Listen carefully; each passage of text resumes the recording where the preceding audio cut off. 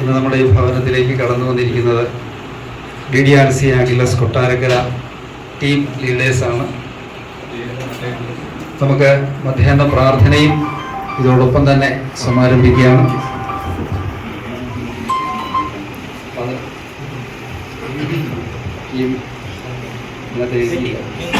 AV group അല്ലേ, DDRC AV ഗ്രൂപ്പിൻ്റെ team ലീഡേഴ്സും എൻ്റെ ക്യാപ്റ്റന്മാരും ഒക്കെ ഉണ്ട്.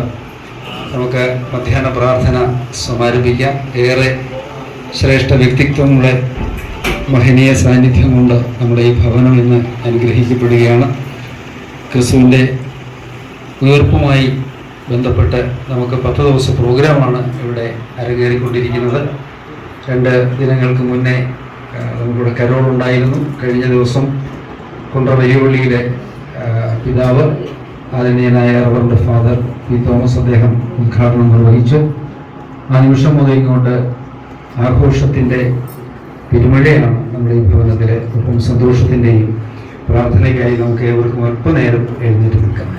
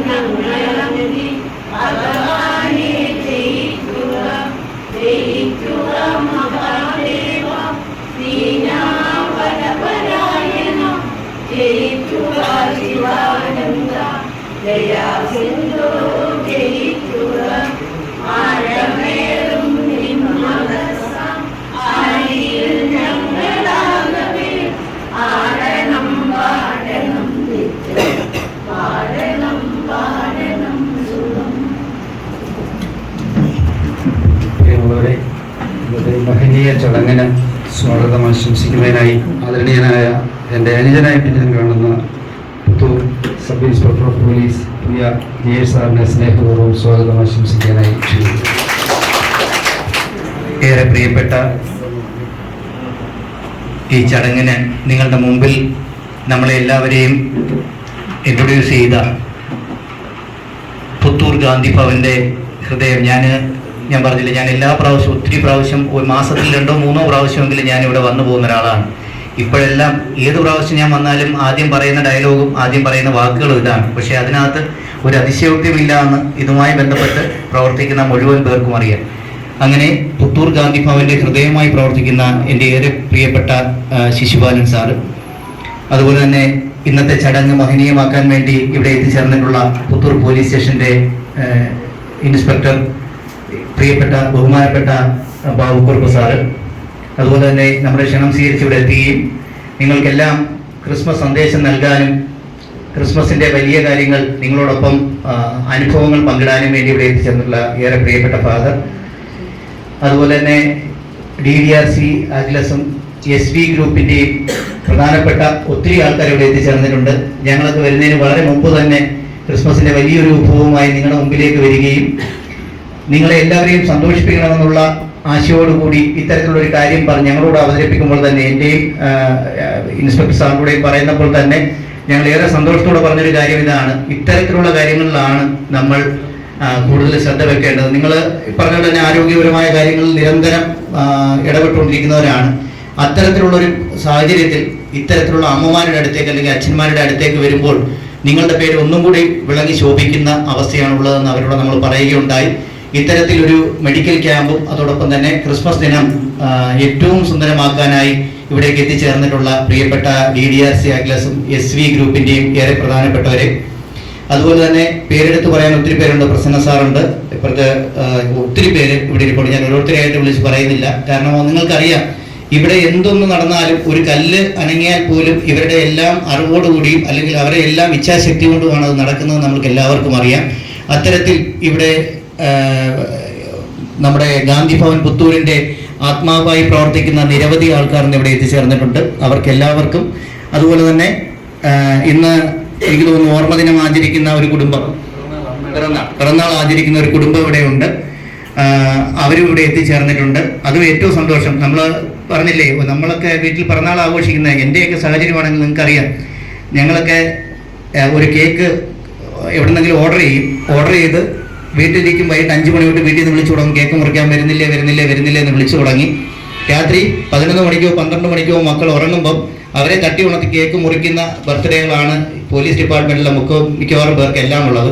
പക്ഷേ നിങ്ങൾ ഭാഗ്യവതികളാണ്, ഇവിടുത്തെ അമ്മമാരും അച്ഛന്മാരും ഭാഗ്യവതികളാണെന്ന് പറയും. കാരണം എല്ലാ എത്രയോ പിറന്നാളുകളാണ്. എനിക്ക് തോന്നുന്നു 1 വയസ്സ് തൊട്ട് 90 വയസ്സ് വരെയുള്ള പിറന്നാൾ ആഘോഷിക്കുന്ന ഏക കുടുംബം ഇത്തരത്തിലുള്ള ഗാന്ധി ഭവൻ പോലെയുള്ള കുടുംബങ്ങളായിരിക്കുമെന്ന് ഏറ്റവും സന്തോഷത്തോടെ പറയാൻ സാധിക്കും. അത്തരത്തിൽ പിറന്നാൾ ആഘോഷിക്കാൻ വേണ്ടി ഇവിടെ എത്തിച്ചേർന്നിട്ടുള്ള കുടുംബാംഗങ്ങൾ, അതുപോലെ തന്നെ എനിക്ക് ഏറ്റവും പ്രിയപ്പെട്ട എൻ്റെ അച്ഛനമ്മമാർ. കാരണം ഇത്രയും നാൾ കഴിഞ്ഞൊരു മാസം മുമ്പ് വരെ അമ്മമാരെ കുറിച്ചായിരുന്നു നമ്മൾ പറഞ്ഞുകൊണ്ടിരുന്നത്.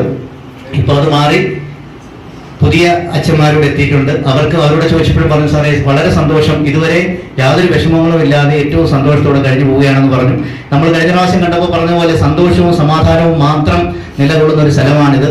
ഇത് നിങ്ങൾക്ക് മനസ്സിലായി കാണും. ഇവിടെ മുമ്പ് ഉള്ളവരോട് ചോദിച്ചാൽ അറിയാം, ഓണം നമ്മളിവിടെ വളരെ ഗംഭീരമായി ആഘോഷിച്ചു, ദീപാവലി ആഘോഷിച്ചു, ക്രിസ്മസ് ആഘോഷിക്കും, ഈസ്റ്റർ ആഘോഷിക്കും. ജാതിയോ മതമോ വർണ്ണമോ വർഗമോ ഒന്നുമില്ലാതെ എല്ലാവരും ഒരേ മനസ്സോടെ താമസിക്കുന്ന ഒരു സ്ഥലമാണ്. അങ്ങനെ കിട്ടുന്ന സ്ഥലങ്ങൾ ഇപ്പം വർത്തമാനകാലത്തിൽ അങ്ങനെയുള്ള സ്ഥലങ്ങൾ വളരെ കുറവാണ്.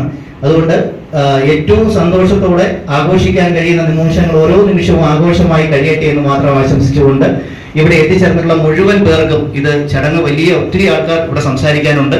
ഇവരെ എല്ലാവരെയും ഔപചാരികതയുടെ പേരിൽ ഈ ചടങ്ങിലേക്ക് സ്വാഗതം ചെയ്തുകൊണ്ട് ഞാൻ നിർത്തുന്നു. നന്ദി, നമസ്കാരം.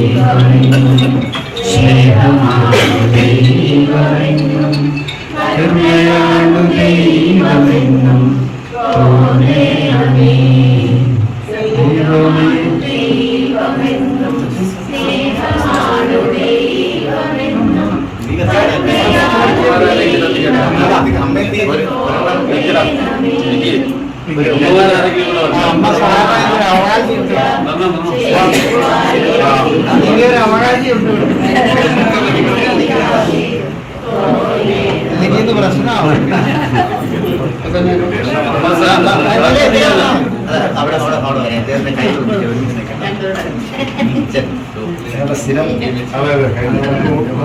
പിടിച്ചോ അവിടെ കൂടി പിടിച്ചോ.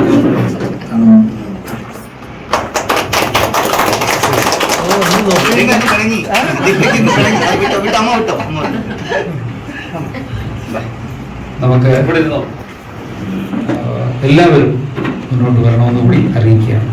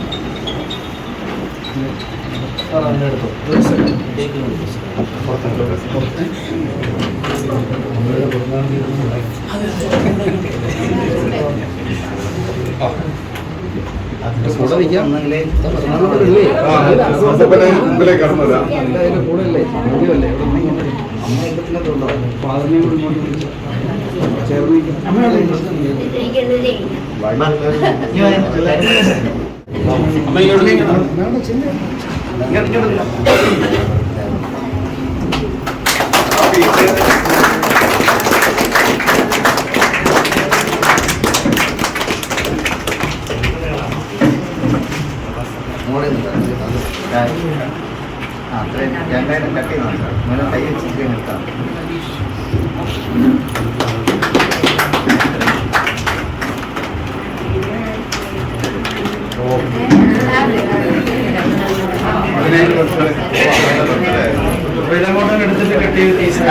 ഇച്ചിരി എൻ്റെ കൂടെ മാത്രം നിന്നാ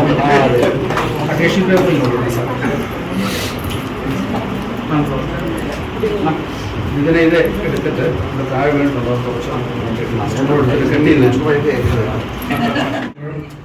ശരണാലയം എന്ന് പറയുന്ന ഗാന്ധി ഭവൻ ഒരു സഹസ്ഥാപനം അവിടെ പ്രവർത്തിച്ചിരുന്നു.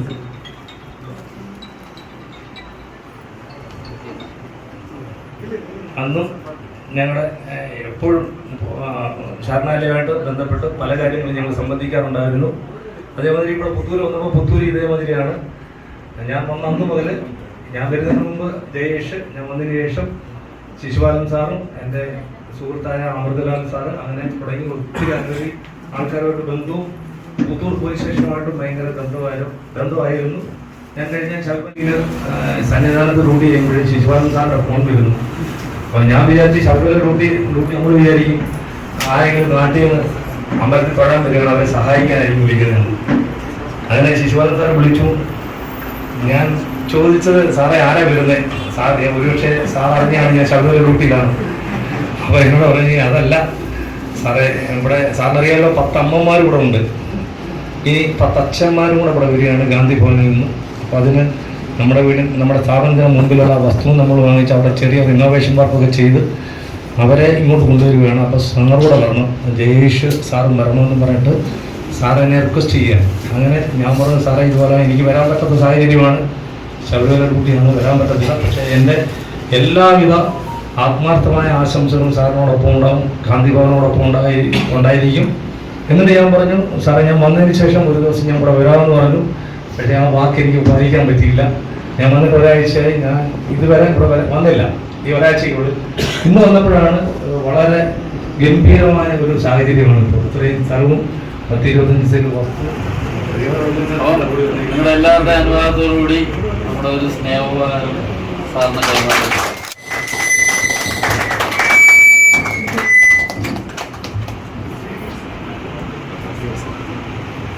ഇവിടെ ജയേഷ് സാറിനും കണ്ടു കൊടുക്കാൻ പ്രഭാഷ് സാറിനെ സ്നേഹപൂർവ്വം ക്ഷണിക്കുകയാണ്.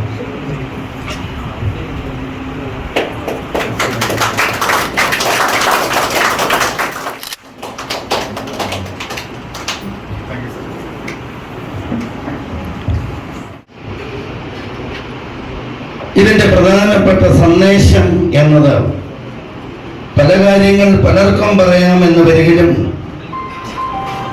ഞാൻ ചിന്തിക്കുന്നതും കാണുന്നതും പ്രാവർത്തിക മേഖലയിലൊക്കെ ആക്കുന്നതും സ്നേഹം എന്ന ഒന്ന് മാത്രമാണ്. ബൈബിളിൽ നമ്മൾ വായിക്കുമ്പോഴും അത് തന്നെയാണ് കാണുന്നത്. തൻ്റെ ഏകജാതനെ നൽകുവാൻ തക്കവണ്ണം ദൈവം അത്രമാത്രം ലോകത്തെ സ്നേഹിച്ചു. അപ്പൊ സ്നേഹത്തിന്റെ പൂർത്തീകരണമാണ് ക്രിസ്തുമസ് എന്ന് പറയുന്നത്. എല്ലാവർക്കും ആദ്യമേ തന്നെ ഒരു ക്രിസ്മസ് പുതുവത്സര ആശംസകൾ നേരുകയാണ്. ഇത്തരത്തില് കൊട്ടാരക്കര എന്ന് പറയുന്ന പ്രദേശം തന്നെ എനിക്ക് വ്യക്തിപരമായിട്ട് വളരെ മാനസികമായിട്ട് വളരെ അടുപ്പുള്ള ഒരു സ്ഥലമാണ്. കാരണം ജീവിതത്തിൽ ഒരുപാട് പ്രതിസന്ധി ഘട്ടം കഴിഞ്ഞു വന്ന സമയത്ത് അല്ലെങ്കിൽ നേരിടേണ്ടി വന്ന സമയത്ത് ഇവിടെയുള്ള ആൾക്കാരാണ് എനിക്ക് അന്ന് സപ്പോർട്ടും. അതിൻ്റെ തന്നെ എൻ്റെ മോൾ ജനിച്ച സമയത്ത് അവളുടെ ചോറ് കൊടുക്കുന്ന സമയത്ത് ഞങ്ങൾ ഇതുപോലൊരു പ്രോഗ്രാം ഞാൻ അറേഞ്ച് ചെയ്തിട്ടുണ്ടായിരുന്നു. വിളക്കൊടിയിലായിരുന്നു. അതും ഇതുപോലെ സ്നേഹതീരം എന്ന് പറയുന്നത് ഏകദേശം 150ഓളം അമ്മമാരുള്ള സ്ഥലത്ത് ഇതുപോലെ പോയൊരു പരിപാടി. എൻ്റെ സഹപ്രവർത്തകർ പലരും അന്ന് ആ പരിപാടിയിൽ പങ്കെടുത്തിരുന്നതാണ്. അന്നും ഷിബു തന്നെയാണെന്ന് തോന്നുന്നത് അതും അറേഞ്ച് ചെയ്ത് തന്നത്. അപ്പൊ അതുകൊണ്ട് ഷിബു ഇതിനു മുന്നേ ഒരു 2 മാസമായിട്ട് എൻ്റെ അടുത്ത് ഇങ്ങനെ ഒരു പ്രോഗ്രാമിന്റെ കാര്യം പറയുന്നുണ്ടായിരുന്നു. പക്ഷെ അത് ക്രിസ്മസിനോടനുബന്ധിച്ച് തന്നെ കാണുന്നത് യാദർശ്യമാണ്. പക്ഷെ വളരെ സന്തോഷം. ഇത്രയും അമ്മമാരുടെ കൂടെ നമ്മൾ പല രീതിയിൽ ക്രിസ്മസ് ആഘോഷിച്ചെങ്കിലും നമ്മൾ ഈ വർഷത്തെ ആഘോഷത്തെ പറ്റിയിട്ട് ഇതുവരെ പ്ലാൻ ചെയ്തില്ല, ജോലി തിരക്കെല്ലാം കാരണം. പക്ഷെ ഇന്ന് ഇവിടെ വന്ന സമയത്ത് സത്യം ക്രിസ്മസും ന്യൂ ഇയറും എല്ലാം ആഘോഷിച്ച് കഴിഞ്ഞ ഒരു പ്രതീതിയാണ്. കാരണം ചിരിച്ച അമ്മമാരുടെ മുഖവും അച്ഛന്മാരുടെ മുഖവും എല്ലാം കണ്ടു കഴിഞ്ഞപ്പോൾ തന്നെ ഞങ്ങളുടെ മനസ്സ് നിറഞ്ഞു. അപ്പൊ എല്ലാവരും ഇങ്ങനൊരു അവസരം നമുക്ക് ഒരുക്കി തന്നതിന് ഗാന്ധി ഭവന്റെ അധികാരികളോട് DRCയുടെ പേരിൽ പ്രത്യേകമായി നന്ദി രേഖപ്പെടുത്തുകയാണ്. അതുപോലെ തന്നെ നമ്മുടെ ഈ പ്രോഗ്രാമിന് വേണ്ടിയിട്ട് നമ്മളോടൊപ്പം നിന്ന് സഹകരിച്ച ശ്രീ വിനായക ഗ്രൂപ്പ് അതിന്റെ ഓണറായിട്ടുള്ള അജിത് സാറൂടെ വരേണ്ടതായിരുന്നു. പക്ഷെ സാറിന്റെ സ്ഥലത്തില്ലാത്ത കാരണമാണ് ഈ പരിപാടിയിൽ പങ്കെടുക്കാൻ പറ്റാതിരുന്നത്. നിങ്ങൾക്ക് എല്ലാവർക്കും DRC അറ്റ്ലസിന്റെയും എന്റെയും കുടുംബത്തിന്റെയും വക സ്നേഹം നിറഞ്ഞ ക്രിസ്തുമസ് പുതുവത്സര ആശംസകൾ നേരുന്നു. Thank you. എല്ലാവർക്കും ക്രിസ്മസ് ന്യൂ ഇയർ ആശംസകൾ. അതോടൊപ്പം നമ്മൾ ഇന്ന് ഒത്തുചേർന്നതില് ഭാരതി അമ്മയുടെ 80ാമത്തെ പിറന്നാളാണ്. എല്ലാവർക്കും ദൈവത്തോട് പ്രാർത്ഥിക്കാം. അമ്മ ഒരുപാട് ഇനി അടുത്ത 2-3 തലമുറയും കൂടെ കാണട്ടെ എന്നുള്ളത്.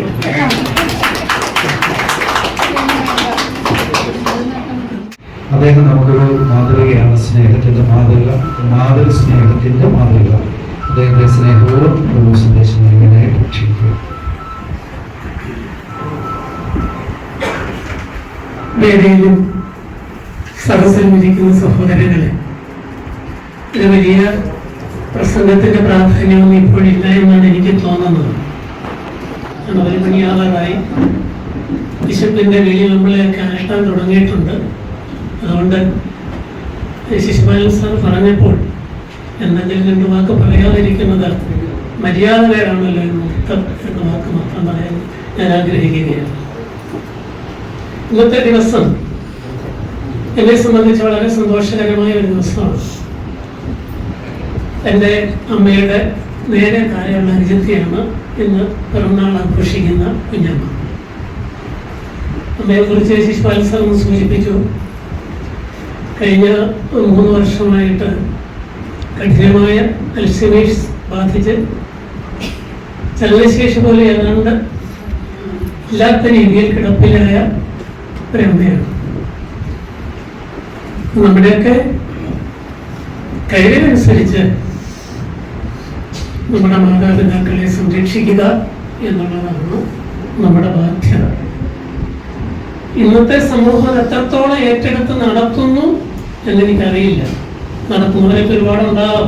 അങ്ങനെ ചിലരൊക്കെ ഉള്ളത് കൊണ്ടാണ് ഈ ലോകം നശിച്ചു പോകാതെപ്പോഴും മുന്നോട്ട് പോയിക്കൊണ്ടിരിക്കുന്നതെന്ന് എനിക്ക് തോന്നുന്നു. ഉപേക്ഷിക്കപ്പെട്ട മാതൃത്വങ്ങൾ, ഉപേക്ഷിക്കപ്പെട്ട പിതൃത്വങ്ങൾ ഇന്ന് നമ്മുടെ ചുറ്റുപാടും ആർത്തലച്ചുകൊണ്ടിരിക്കുക.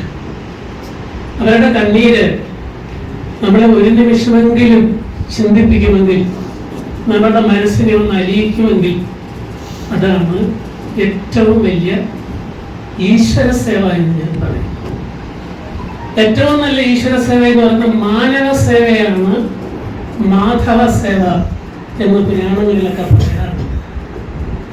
അടുത്ത് നിൽപ്പോർ അനുജനെ നോക്കാൻ അക്ഷികളില്ലാത്തവൻ, അരൂപൻ ഈശ്വരൻ അദൃശ്യനായാൽ അതിലെന്ത് ആശ്ചര്യം. തൊട്ടടുത്ത് നിൽക്കുന്ന സഹോദരന്റെ കണ്ണുനീര് കാണാൻ കഴിയാത്തവന് രൂപമില്ലാത്ത, ഗന്ധമില്ലാത്ത, നിറമില്ലാത്ത ഈശ്വരനെ കാണാൻ കഴിയുന്നില്ലെങ്കിൽ അത്ഭുതപ്പെട്ടിട്ട് കാര്യമില്ല. ഇന്ന് ക്രിസ്തുമസ് ആഘോഷം കൂടിയാണ് ഇവിടെ നടന്നത്, അതിന്റെ ഭാഗം കൂടിയാണ്. ഈ ലോകം കണ്ടതിൽ വെച്ച് ഏറ്റവും വലിയ മനുഷ്യസ്നേഹിയായ ഒരു മനുഷ്യനാണ് യേശുക്രിസ്തു.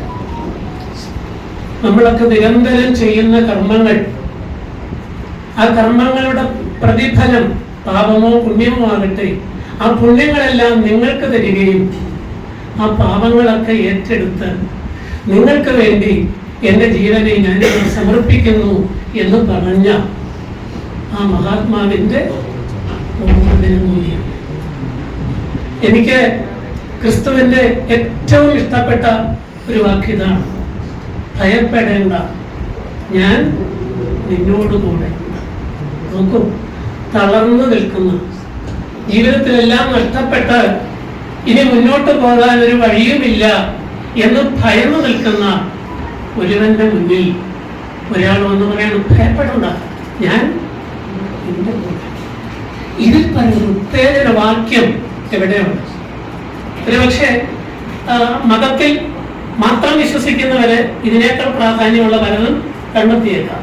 പക്ഷെ ഞാൻ ബൈബിളിൽ എനിക്ക് ഏറ്റവും ഇഷ്ടപ്പെട്ടതായി തോന്നിയത് ഇതാണ്, എവിടെ തളർന്നു നിൽക്കുന്നുവോ അവനെ കൈപിടിച്ചുയർത്താൻ, അവന്റെ മനസ്സിനൊരു ബലം നൽകാൻ ആര് മുന്നോട്ട് വരുന്നുവോ അവനാണ് ഈശ്വരൻ, ദൈവതുല്യൻ. ഭഗവത്ഗീതയിൽ ഒരു വാക്കുണ്ട്, ക്ലൈബ്യം മാസ്മഗമ പാർത്ഥ നൈകത്വ ഉപപദ്യതേ ക്ഷുദ്രം ഹൃദയ ദൗർബല്യം തെക്തോത്തിഷ്ട പരന്തവ. ഓരോ നിമിഷത്തിലും നമ്മുടെ കർമ്മങ്ങളിൽ വിമൂഢനായി എന്ത് ചെയ്യണമെന്ന് അറിയാതെ അസന്ദിഗ്ധാവസ്ഥയിൽ നിൽക്കുമ്പോൾ ഒരാളൊന്നും നമ്മളോട് പറയുക, നീ എഴുന്നേൽക്ക്, നീ എന്തിനു തളർന്നിരിക്കുന്നു, നിന്റെ കർമ്മവീഥിയിൽ സധൈര്യം നീ മുന്നോട്ട് പോകൂ, നിന്റെ കൂടെ ഞാനുണ്ട് എന്ന് പറയുന്ന ഒരു കൃഷ്ണൻ, ഒരു ക്രിസ്തു, ഇവരൊക്കെയാണ് നമ്മളെ മുന്നോട്ട് നയിക്കുന്നത്. ആ മുന്നോട്ട് നയിക്കലാണ് നമ്മുടെ ജീവിതത്തിന്റെ ലക്ഷ്യത്തിലേക്ക് നമ്മളെ എത്തിക്കണം. ഇവിടെ ഞാനിപ്പോ പല പ്രാവശ്യമായിട്ട് ഇവിടെ വരുന്നുണ്ട്. ചില സന്ദർഭങ്ങളിലൊക്കെ പലപ്പോഴും വരണമെന്ന് ആഗ്രഹമുണ്ടെങ്കിലും സാധിക്കാറില്ല, സർവ്വങ്ങളുടെ കാര്യങ്ങൾ തന്നെ. എന്നാലും ഗാന്ധി ഭവൻ, പ്രത്യേകിച്ച് പുത്തൂരെ പാങ്ങോട്ടെ ഗാന്ധി ഭവൻ എന്റെയും കൂടി ഒരു കുടുംബമാണ്.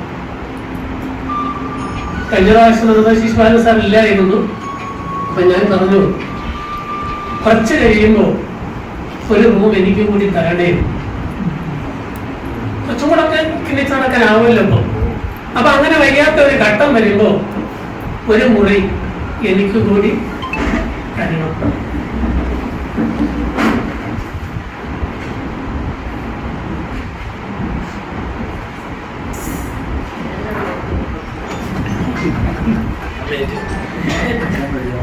നിങ്ങളോടൊപ്പം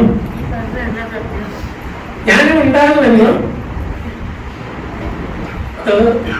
ഒരു വാക്കല്ല, സത്യസന്ധമായി ഞാൻ പറഞ്ഞു. ജീവിതത്തിന്റെ യാത്രയില് നമ്മൾ അനുഭവിക്കുന്ന ഒരുപാട് പീഡനങ്ങളുണ്ട്, മാനസിക സംഘർഷങ്ങളുണ്ട്. ആ പീഡനങ്ങളുടെയും മാനസിക സംഘർഷങ്ങളുടെയും ഒക്കെ പരിസമാപ്തി സമാന ഹൃദയവുമായി സംഘം ചെയ്യുമ്പോഴാണ് ഉണ്ടാവുക എന്ന തിരിച്ചറിവാണ് അങ്ങനെ പറയിപ്പിക്കാൻ എന്നെ പ്രേരിപ്പിച്ചതെന്ന് ഞാനിപ്പോൾ കരുതുന്നു.